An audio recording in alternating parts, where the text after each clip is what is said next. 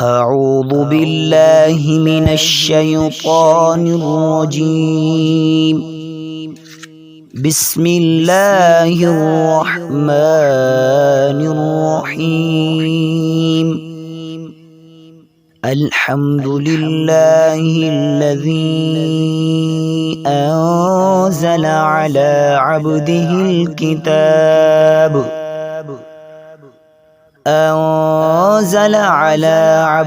الكتاب ولم يجعل له عوجا قيما لينذر بأسا شديدا من لدنه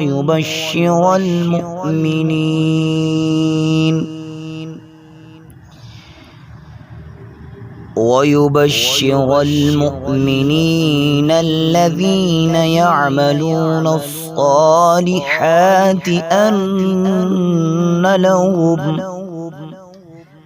أن لهم أجرا حسنا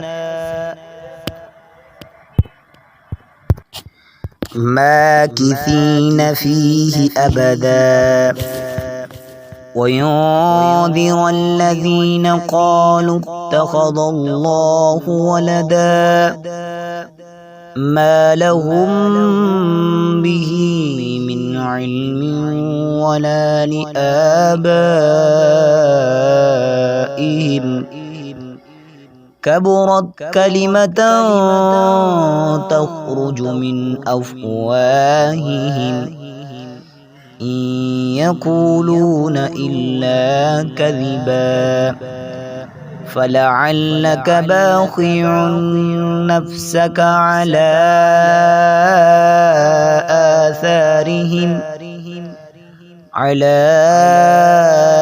آثارهم إن لم يؤمنوا بهذا الحديث أسفا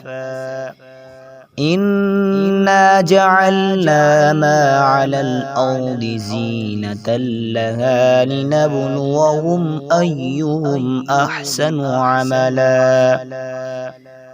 وإنا لجاعلون ما عليها صعيدا جرزا أم حسبت أن أصحاب الكهف والرقيم كانوا من آياتنا عجبا إذ أوى الفتية إلى الكهف فقالوا ربنا